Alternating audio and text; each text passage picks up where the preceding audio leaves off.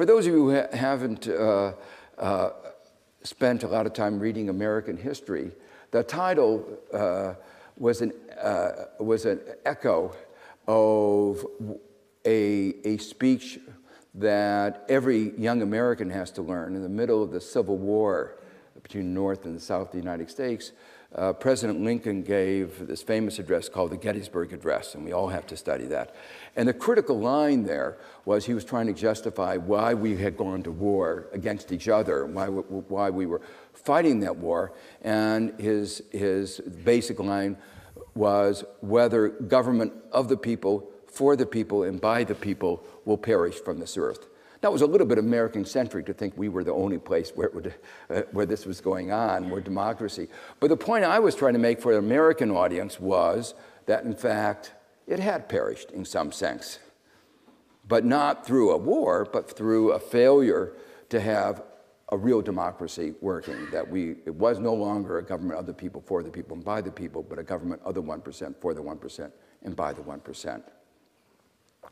Well, that article itself led the New York Times to ask me to curate a series of articles which we called The Great Divide. And the point of these articles was to bring to the American people the nature of the Great Divide that was dividing our society and many countries around the world. That there were these huge divisions between the rich and the poor.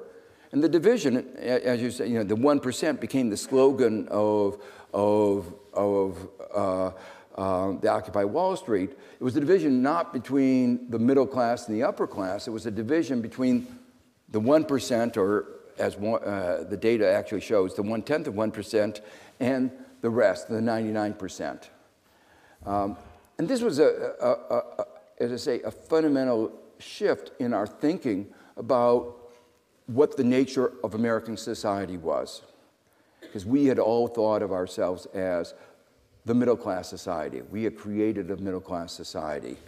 In fact, many of it, prided ourselves as being the first middle-class society. But that was in the 50s, in this golden age of capitalism. And by now, by the beginning of the 21st century, it was clear that that wasn't the defining characteristic, that we had not grown together, we had actually grown apart. So this book began as that sort of series of articles I wrote in the New York Times, which I think did succeed in awakening an awareness of this great divide in the United States. And there are many discussions of how American leadership has spread this to other countries all over the world. And one of the other themes is that while America has excelled, it has the highest level of inequality of any of the countries in the world, the countries that have followed the American model are not falling far behind.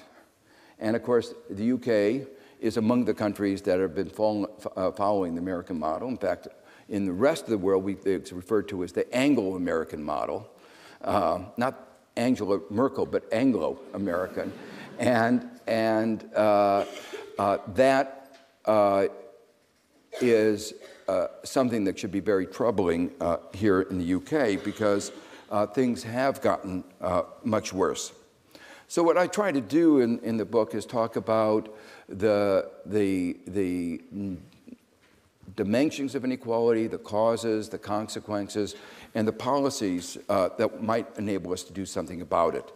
So in these few minutes, what I want to do is very, very quickly go through each of these topics and just touch on a few of them.